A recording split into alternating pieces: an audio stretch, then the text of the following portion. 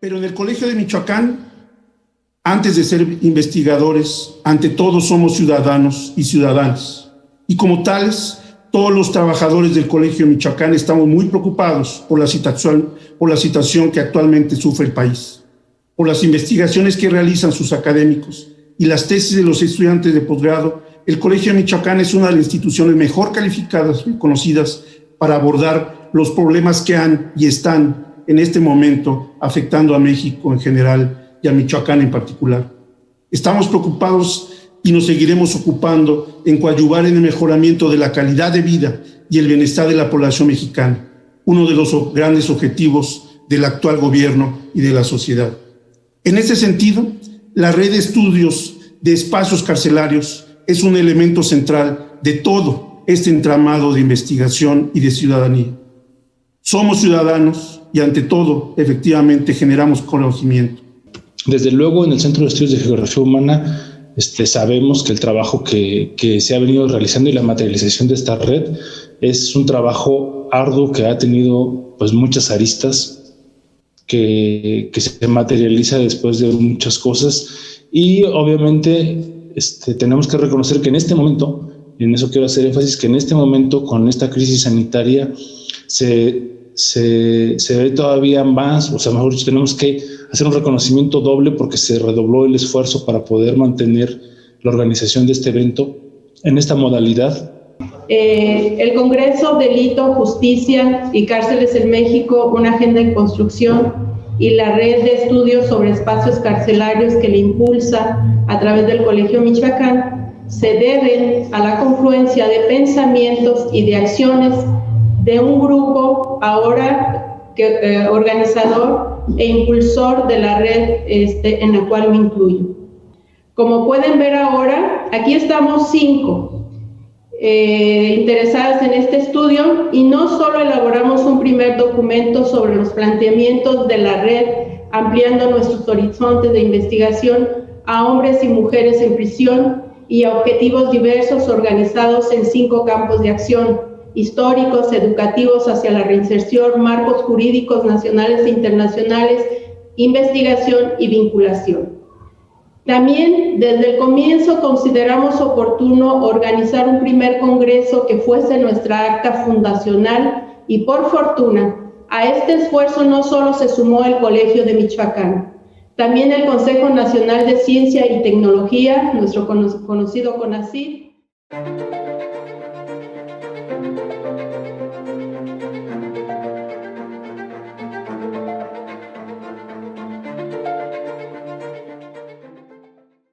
Ante la ausencia de reconocimiento legal sobre la existencia de estas personas, que en pocos casos eran consignadas penalmente, familiares de ellas, como Rosario Ibarra de Piedra, desarrollaron una serie de recursos públicos cada vez más efectivos para forzar a las autoridades a reconocer, aunque fuera parcialmente, que el Estado podía ejercer la violencia fuera de la ley. A pesar de las frustraciones, la presión de múltiples voces en los medios y en las calles sigue siendo un instrumento imprescindible para luchar contra la impunidad y descubrir la verdad. Las carencias del sistema penal y policial también han tenido efectos negativos en términos de los derechos ciudadanos. Como la verdad siempre es tentativa, prevalece un agnosticismo moral sobre la relación entre el crimen y el castigo. Este escepticismo, ¿quién sabe lo que pasó? Restablecer la conexión entre el crimen, la justicia implica recuperar los instrumentos para llegar a la verdad. Esto significa mejorar la capacidad investigativa de las policías y el Ministerio Público y otorgarle garantías al periodismo para llevar adelante esa búsqueda. Sin esa recuperación, seguirá estando rota la conexión que de alguna manera se desarmó a mediados del siglo pasado. Entre las realidades que se mantienen en silencio en la esfera pública se encuentran las condiciones en las prisiones para los reos que no son famosos. Espero que este congreso sea una buena oportunidad para discutir esas condiciones y para pensar la mejor manera de hablar de ellas ante el público, para que la respuesta social obligue a las reformas. La transformación del sistema no va a venir desde adentro.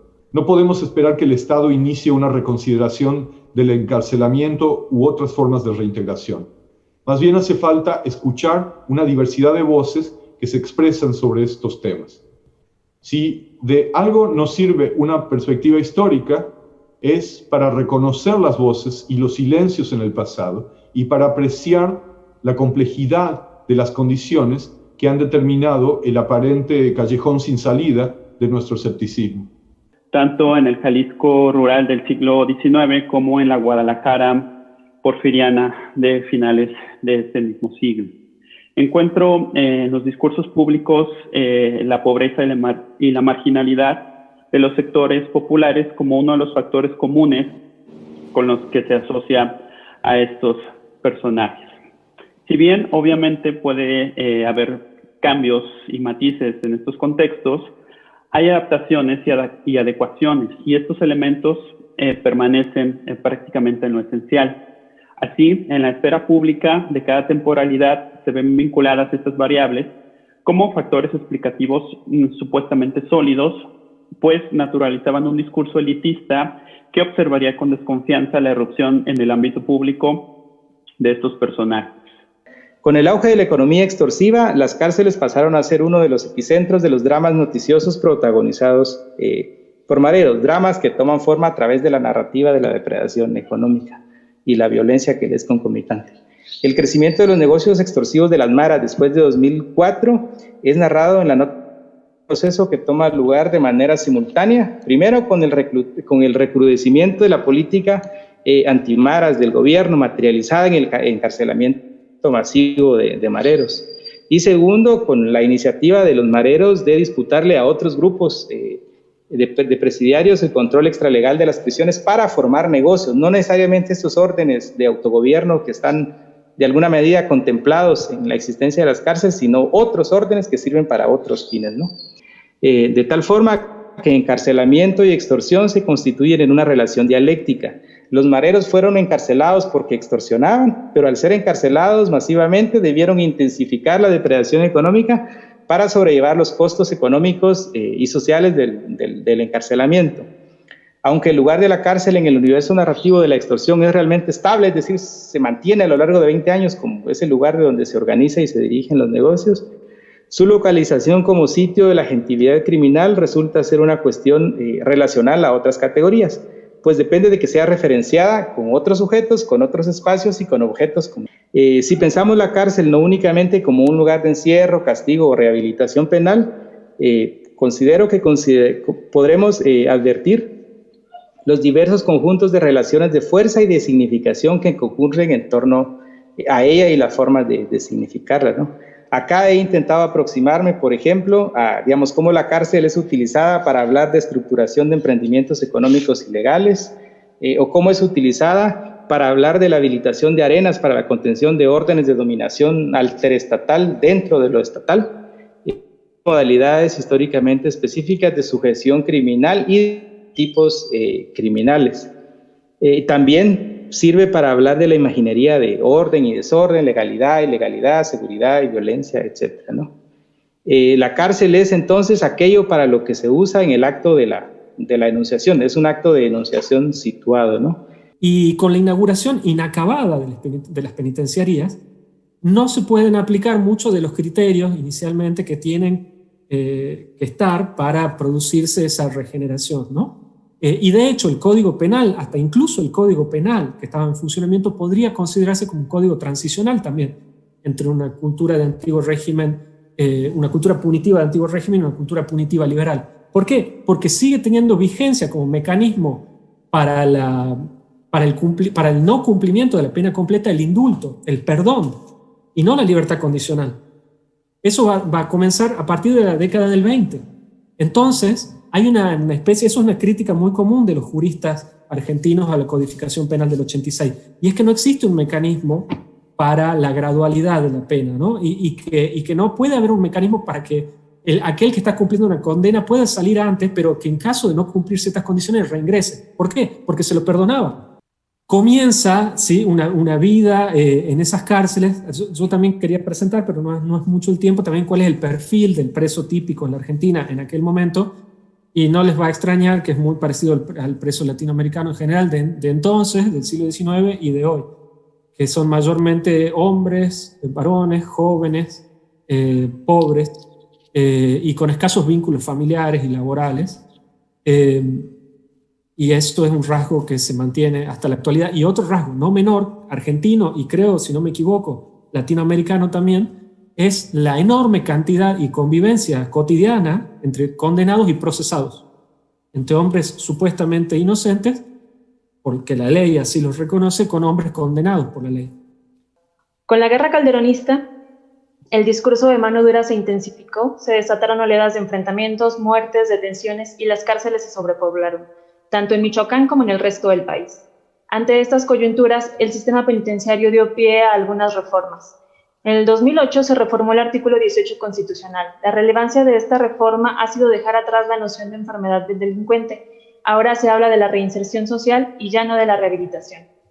Ya no se nombran presos o reclusos, sino ahora son personas privadas de su libertad y le abrevian PPLs.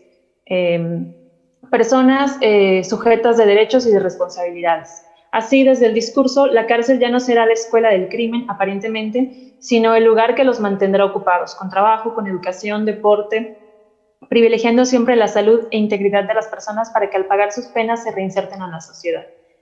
Algo que yo pues he visto reiteradamente durante mi trabajo de campo es que la comida circula de varias formas. Hay una circulación performativa que va creando distintos tipos de relaciones sociales, pero estas relaciones sociales también pues generan cierta tensión. La comida tiene distintos significados entre los presos, hombres y mujeres, entre mujeres y hombres también, a través de las visitas íntimas. Estas tensiones, bueno, de la comida pueden llegar a ser desde dones, pero también una mercancía, tanto informal como subterránea. Bueno, se crean jerarquías y son provisión básica y pues también a la par cierta obligación del Estado. Así la comida va apareciendo como algo pues básico y una vía para la construcción de solidaridad o diferenciación social a partir de las jerarquías que se van creando entre los presos.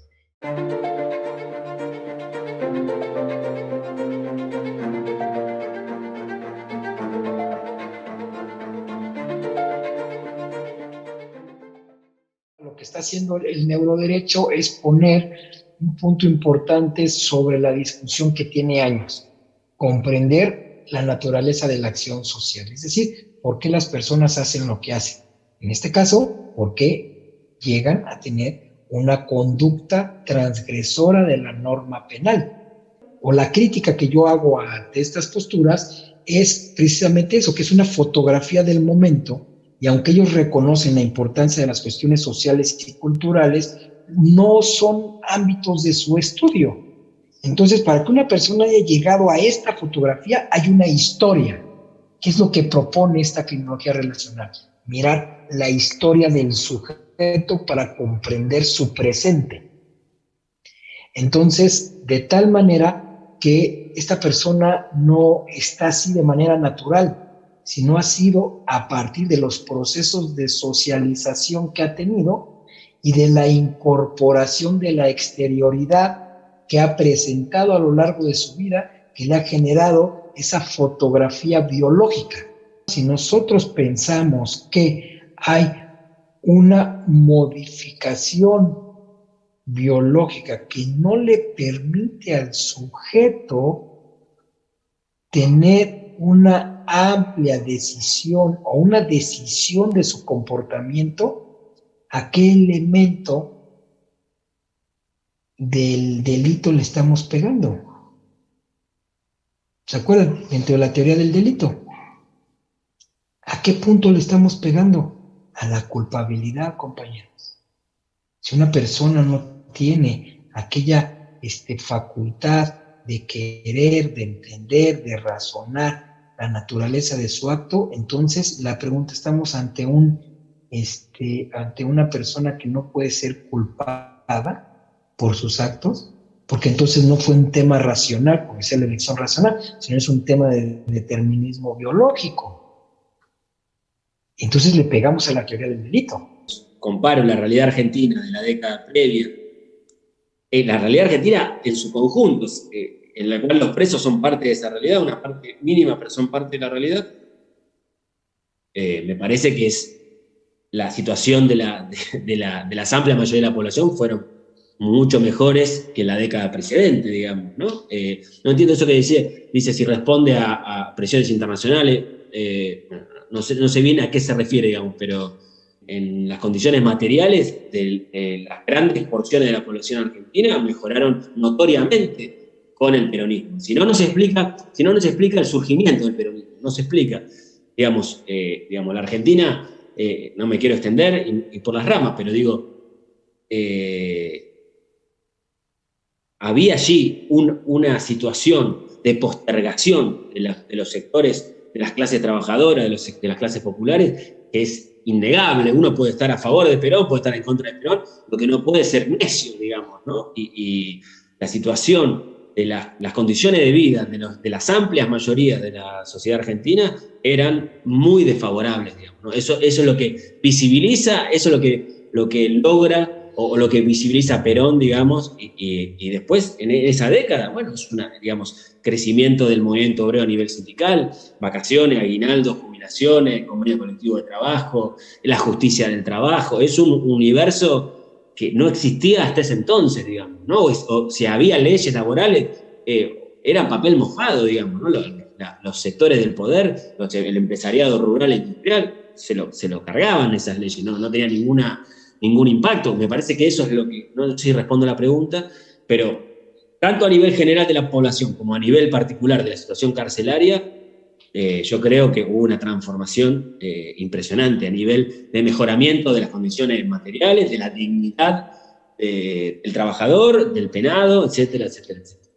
El crecimiento del mercado de estupefacientes en la primera mitad del siglo XX es difícil de cuantificar, pero no de cualificar, ya que tanto hombres como mujeres estuvieron involucrados en él, creando en Guadalajara una geografía del vicio cada vez más amplia, en donde se podían registrar los lugares donde se vendían y consumían las drogas ilícitas, pero también se pudo trazar una geografía tanto de la producción, consumo y tráfico de estupefacientes en Guadalajara y en el propio estado de Jalisco.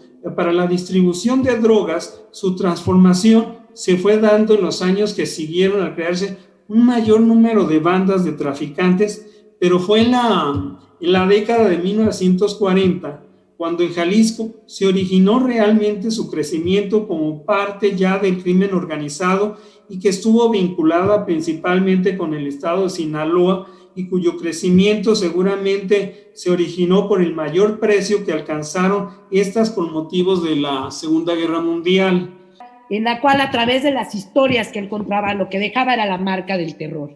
Termino esto para pasar a las imágenes con una frase del periodista J.M. Servín, que a estas alturas es prácticamente un heredero de estos periodistas también, en este sentido de utilizar los argumentos, las metáforas a través de las narraciones para destacar ciertos aspectos en donde él encuentra, por ejemplo, cómo en aquellos años, en los años 40 y 50, concluye después de hacer un relato acerca de la pobreza, la desigualdad y la violencia que entrañan todas estas temáticas del delito, cómo la Ciudad de México sería recordada por sus delitos y no por sus palacios. Acerca de estos contextos donde surgen los planteamientos criminológicos que encuentran, en el periodismo un potencial brutal, aunque hayan sido totalmente tergiversados de puntos de vista científicos al punto de vista de los medios de comunicación masivos en este sentido, con estas orientaciones. Son 5 áreas de las cuales queríamos hablarles porque la revista se planteó no solo como una publicación científica, sino como también como un espacio de debate académico y de gestión editorial. Nos proponemos, al igual que esta red que están haciendo, esta red de estudios de espacios carcelarios con los cuales quisiéramos trabajar de aquí en adelante, en conjunto, con proyectos en común. Nosotros también, de alguna manera, constituimos una red estudios, no solamente la revista, y por eso comentarles, además de la revista, los otros proyectos que están en marcha y que se nutren de los equipos de trabajo que se han desarrollado a través de la revista, como son la colección de estudios penitenciarios, que nació como una publicación de tesis inéditas con el sello de la revista y del Instituto de Investigaciones Históricas León y Pinto, de la Universidad Nacional de Tucumán. Esa colección ha publicado varios números, ya vamos a mostrarles, varios libros, que en sus orígenes, la mayoría, fueron tesis de maestrías o doctorales.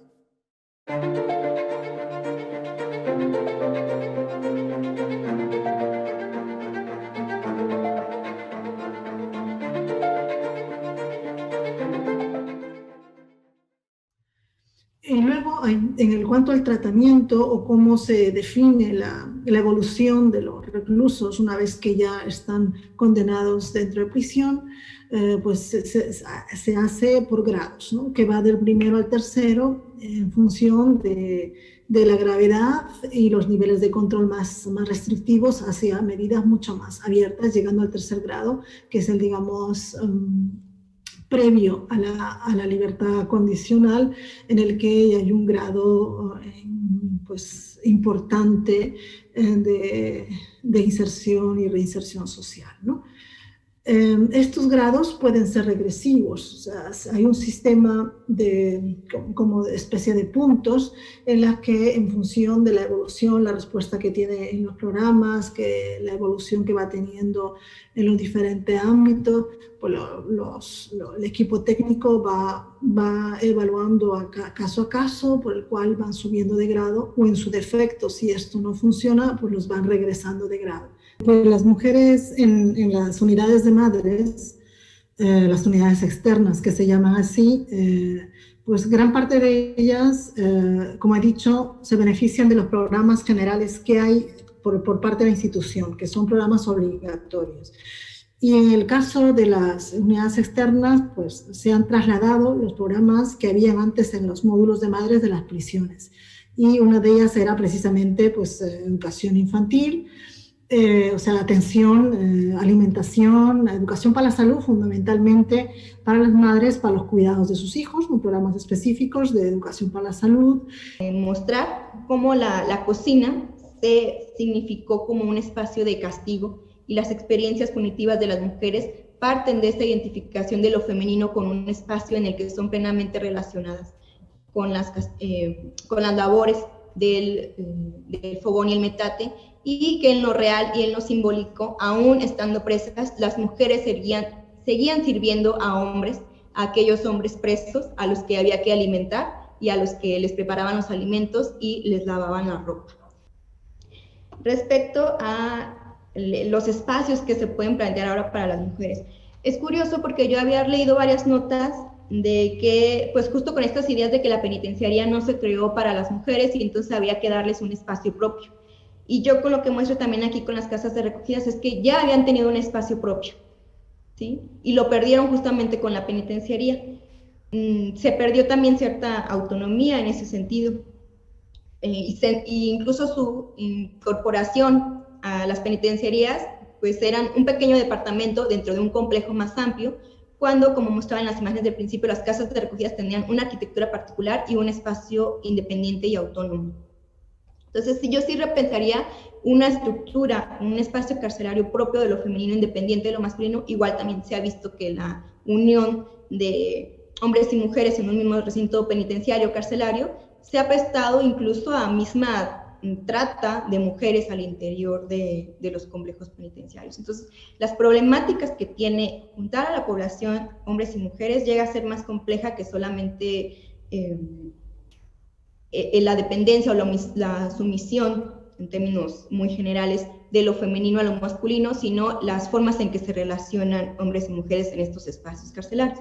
Porque el número de niñas, niños y adolescentes que sufren los impactos devastadores, progresivos del encarcelamiento de un padre o una madre está en aumento proporcionalmente al aumento de las personas privadas de la libertad. Los efectos son en todos los ámbitos, desde la seguridad alimentaria, económica, afectiva, psicológica, el riesgo a ser institucionalizado, a ser separado de los hermanos, a ser sujetos de maltrato, a perder el vínculo con el principal referente. Entonces hay que empezar a ver las consecuencias de las decisiones del sistema de justicia penal a partir de la mirada y de los efectos de estas niñas y niños como sujetos de derecho, de los cuales el Estado es responsable y que no puede simplemente ponerlos en riesgo sin tomar eso en cuenta. Este fue únicamente un esbozo de una discusión claramente pendiente, que es cómo vincular los derechos de las mujeres y los derechos de la niñez como sujeto de derecho en vinculación con el derecho penal. Ni las mujeres como reproductoras, es decir, como funcionales a sus hijos, ni los hijos como apéndices de las mujeres.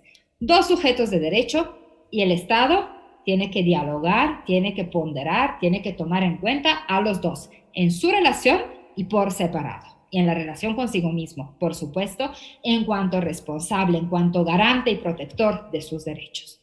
Es un debate que necesita actores, necesita legisladores y legisladoras, necesita jueces y juezas que con sus sentencias nos ilustren cómo incorporar este cuarto eje en el paradigma de la impartición de justicia.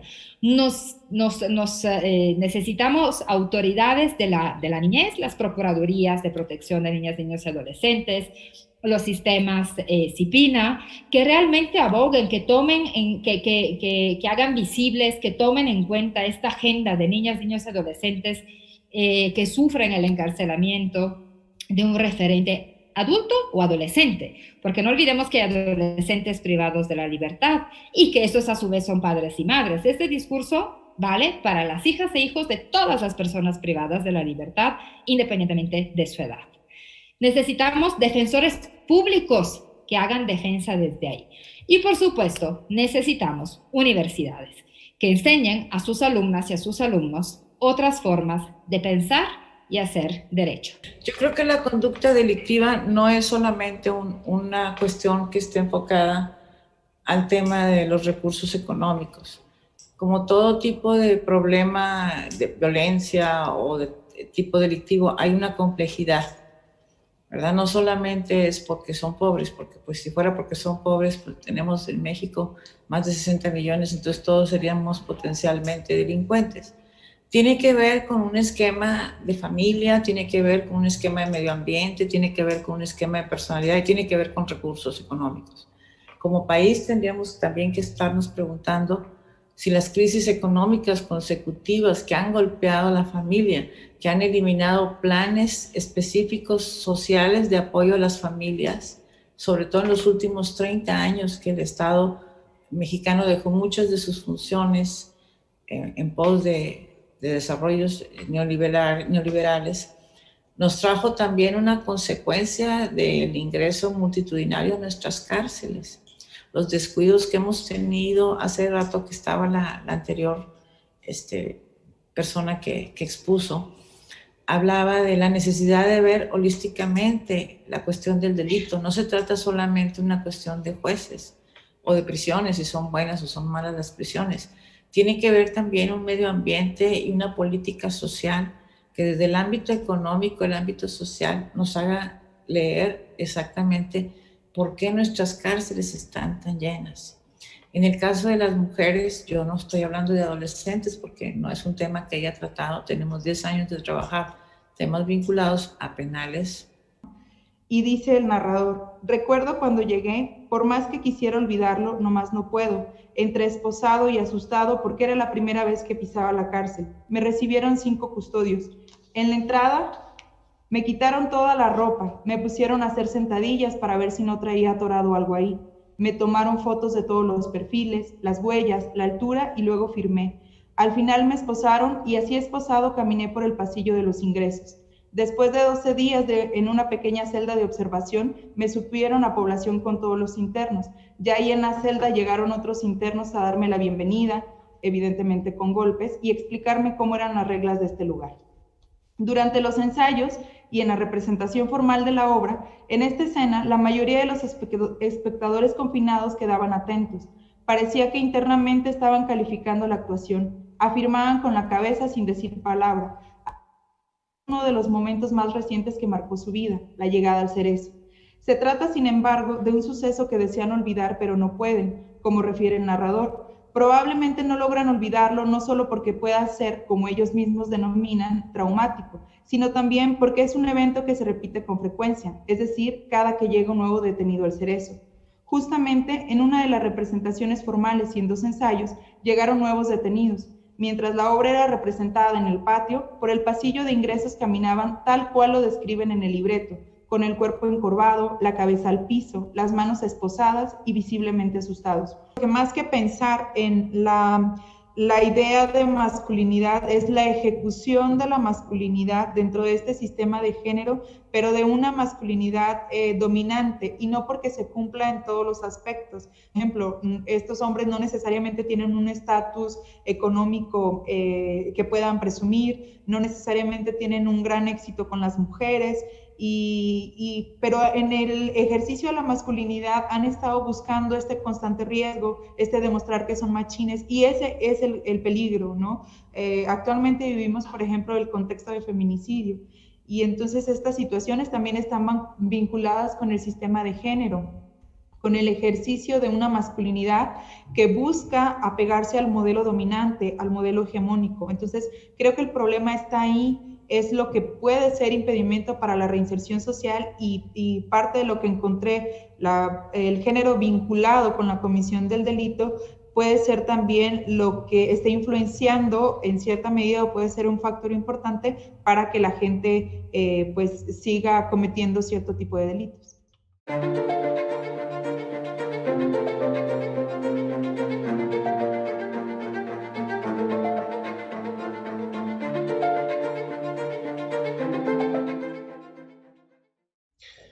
La cárcel es refractaria a cualquier tipo de control externo.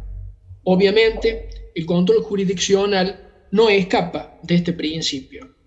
¿A qué se debe esta resistencia? Sin duda a factores diversos. Sin embargo, estimo que existen 2 que confluyen muy especialmente.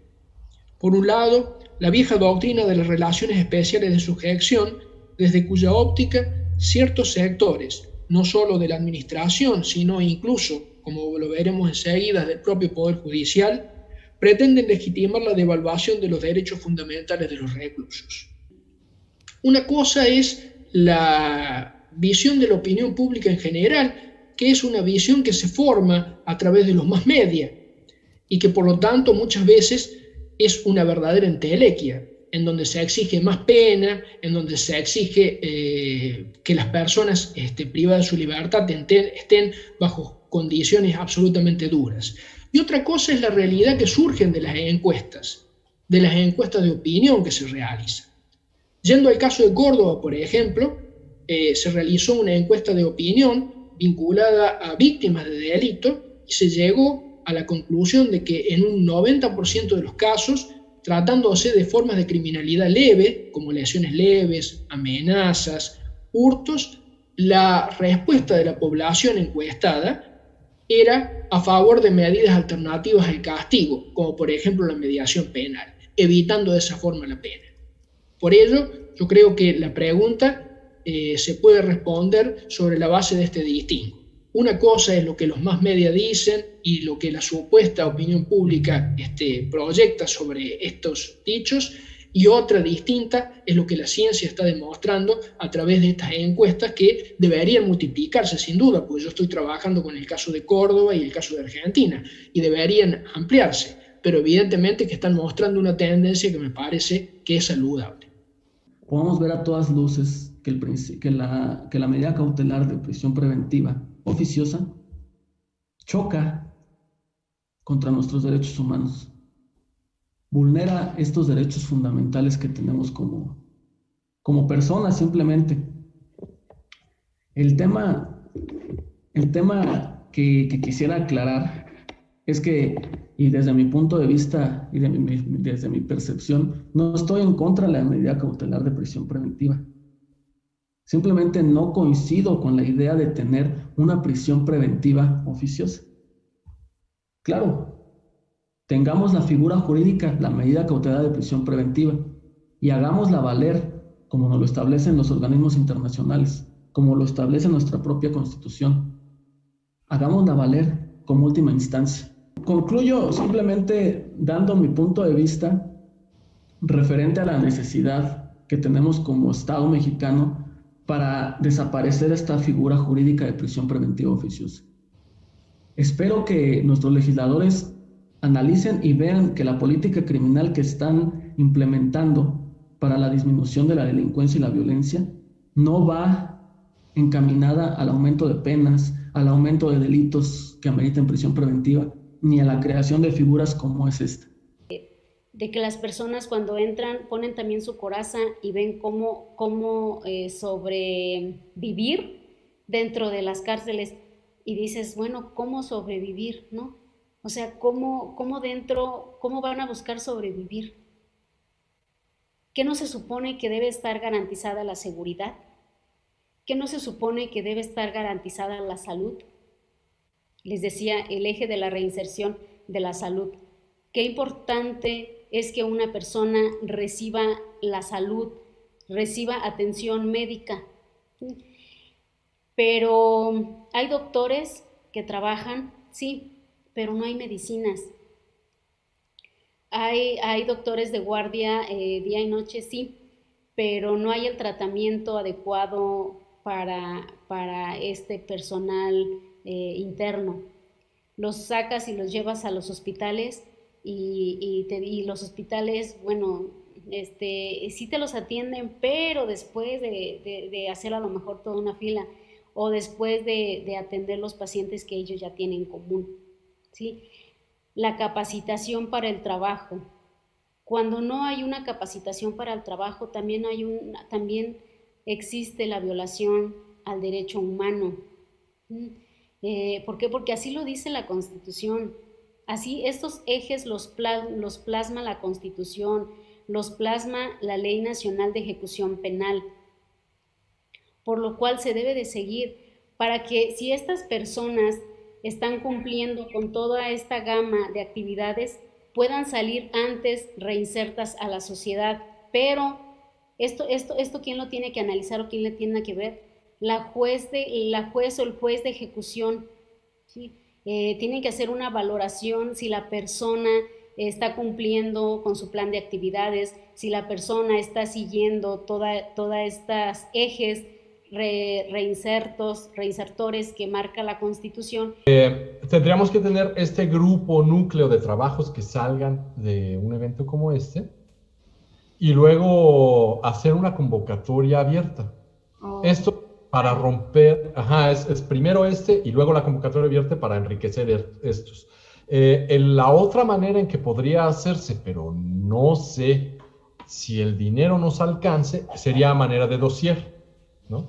Y ahí sí declarar de manera directa que sale de un congreso o que sale de un seminario y que está pagado por tales fondos del seminario y tales fondos que lo acompañan, y entonces prestar la base que tiene relaciones para que salga un dossier, como un número especial, pero no un número de la revista que va a estar calificado por todos los indicadores que nos califican. A esos hay que decirles, sí hay un grupo central de trabajos, pero después se hizo una convocatoria abierta y en esa convocatoria abierta se trajo gente que no había participado. Y entonces no es un grupo cerrado. Eso es lo que estamos diciéndole al CONACYT, básicamente.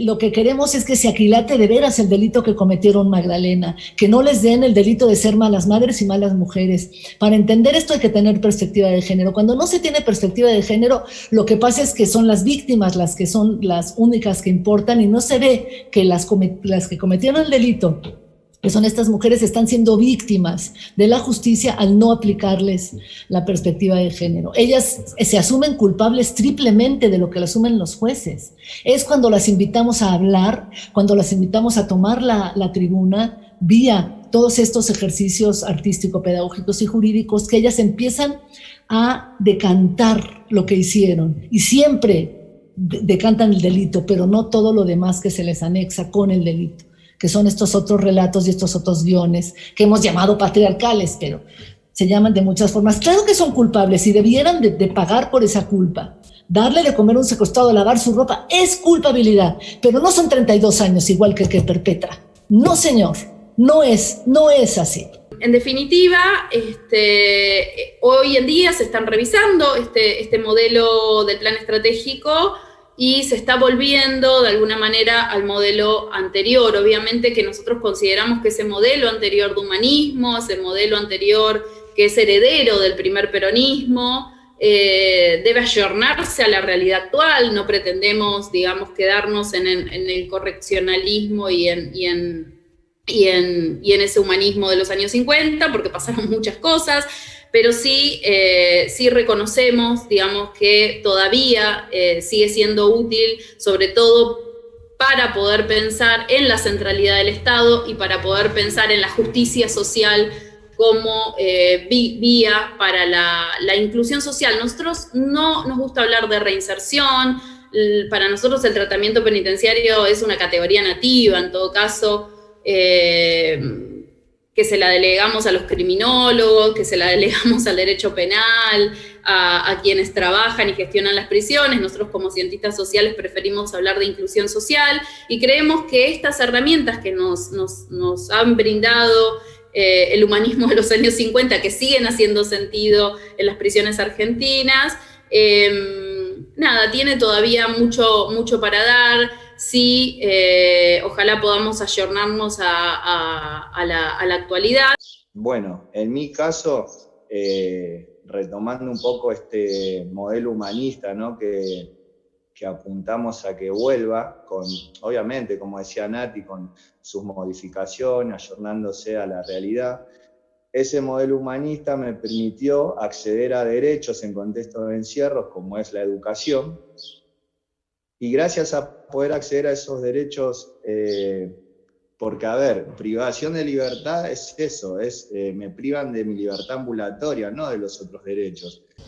Yo vengo aquí y vengo con mi rostro, yo soy mi historia, y por eso no me escondo en esta cicatriz, en donde se esconden todos los presos, porque duele el oprobio, duele el estigma social. Entonces, para eso es un gran reto la libertad, pero es otro gran reto quitarle el velo de imparcialidad al derecho, porque de cierto el derecho consigna muchas normas que de cierto son injustas, y de cierto establecidas como derechos no son sino formas que utiliza el régimen para poder pichicatear los derechos. El segundo es mi sentir. Este es mi sentir y lo dejo aquí. ¿Qué necesitamos? Necesitamos barrer los viejos conceptos. Necesitamos que descansen las vacas sagradas. Necesitamos que ya el honorable Burgoa le dé paso a las nuevas generaciones y se interprete el derecho, pero de una manera humana. Necesitamos, yo apuesto muchísimo sobre la teoría de liberación de Enrique Dussel, a darle un sentido, pero desde un enfoque diferente, porque la teoría de Dussel dice que debemos de ser capaz de ver al otro para podernos ver a nosotros mismos. Y yo refiero que el que debe de ser capaz de ver al otro es quien está en el cargo de servidor público, porque ese es el que más necesita transformarse. Entonces el texto que les voy a presentar es resultado de un periodo de trabajo de campo realizado inicialmente con el objetivo de estudiar la relación entre espacio, género y sexualidad en un cerezo michoacano. No obstante, mientras fluía información sobre este tema, surgió otro que no había contemplado, pero que había aparecido sutilmente en trabajos anteriores. En la prisión de estudio distingo tres grandes tipos de reacciones por parte de las mujeres al tratamiento penitenciario. Las que buscan, y lo pongo entre comillas porque es un término de ellas, cultivar la persona, las pasivas y las rebeldes. Con frecuencia los estudios se centran en las dos últimas, opacando a las primeras, a quienes en esta presentación les daré voz y reconocimiento. Así hablaré de las iniciativas y esfuerzos de mujeres en su vida cotidiana en prisión para distanciarse del rol y el estereotipo impuestos por la sociedad y la institución en la que se encuentran, así como las respuestas creativas y en búsqueda de reconocimiento para lograr cultivar su persona, ser tratadas con dignidad, tener mejores relaciones con sus compañeras y hasta alcanzar la libertad anticipada, condicionada o no, entre otros. Se aspira a visibilizar el conocimiento que alcanzan durante su tiempo en prisión por medio de las actividades socioeducativas proporcionadas dentro del tratamiento penitenciario. Resta esperar que más allá de los muros que las apartan y castigan, sean reconocidos sus esfuerzos, escuchadas sus voces que demandan ser tratadas como personas, con capacidad de reflexión, conocimiento y distanciamiento de lo que han vivido, hecho y les han dicho que son. Lo cierto es que esto ocurre solo en un determinado número de ellas. Decir que la Ciudad de México cuenta con el Programa de Educación Superior para Centros de Readaptación Social, mejor conocido por sus siglas como PECER, en donde de manera presencial las y los docentes de la Universidad Autónoma de la Ciudad de México se desplazan a los distintos centros o reclusorios de la ciudad para impartir sus clases. De acuerdo al documento diagnóstico proyección del PECER elaborado por la Secretaría Académica de este programa, desde su creación en 2005 al 2017 se tenían registradas 829 matriculaciones, siendo 761 en Derecho, 50 en Ciencia Política y Administración Urbana y 18 en la licenciatura de Creación Literaria. Entre 2012 al 2016, 29 presos se habían titulado. En este paréntesis aprovecho también para hacer mención que instituciones como la UNAM, entre los años 2013 y 2019, ha atendido a 54 aspirantes, de los cuales han sido seleccionados 20 en las licenciaturas en línea, en las carreras de Ciencia Política y Administración Pública, Contaduría, Derecho, Pedagogía y Trabajo Social. Los últimos resultados de ingreso se dieron en noviembre de 2019, cuando personal de la Dirección General de Administración Escolar acudió a los centros de reclusión para realizar este proceso. ¿Cuántas son las maestras y maestros que laboran en las cárceles del país? ¿Cuáles son sus formaciones? ¿Cómo se incorporaron a este ámbito de la educación? ¿Qué les hace permanecer por más de 5, 10, 15, 20 o 30 años de servicio?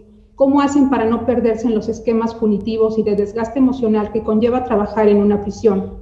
Preguntas que de base nos permitiría conocer un poco sobre la composición de este sector.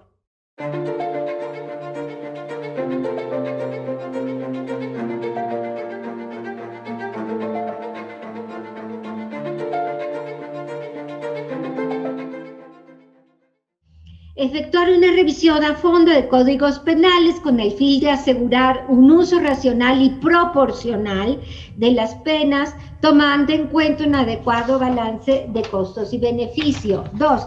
Reducir la prisión preventiva oficiosa. 3. Mejorar la infraestructura y evitar el hacinamiento, asegurando que en cada dormitorio solo habite el número de personas para el que fue diseñado. 4. Asegurar abasto de agua y alimentos suficientes y de buena calidad. 5.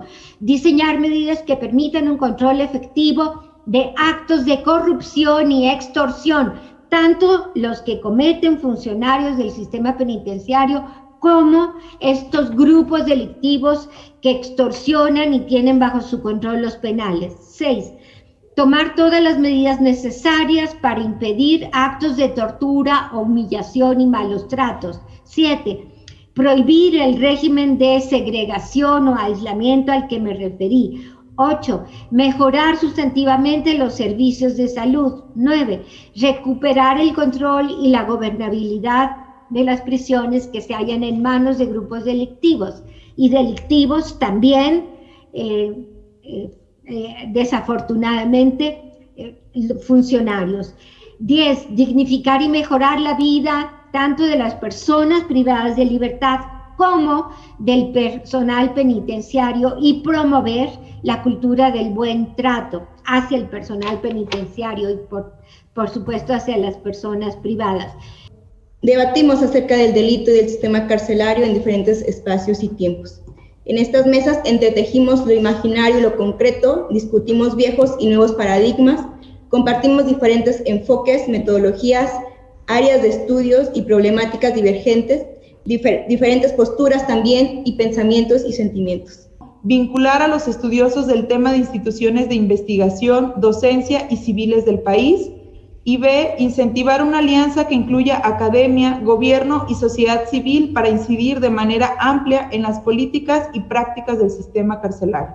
Creo que la estructura misma no brinda dignidad, y Elena hizo mucho énfasis en el tema del dolor, ¿no? que causa la cárcel, y creo que el reto de la complejidad lo tenemos que ver en un sentido amplio, quizás también en cómo es el problema a la salida, porque la dignidad durante el encierro es un tema fundamental, pero también hay un estigma que permanece después de la salida, ¿no? O sea, es mucho lo que tenemos a pensar, a sistematizar, y el reto es lograr plantear una agenda que guíe los trabajos, tanto académicos como de intervención y de conocimiento nuestro también de esta red.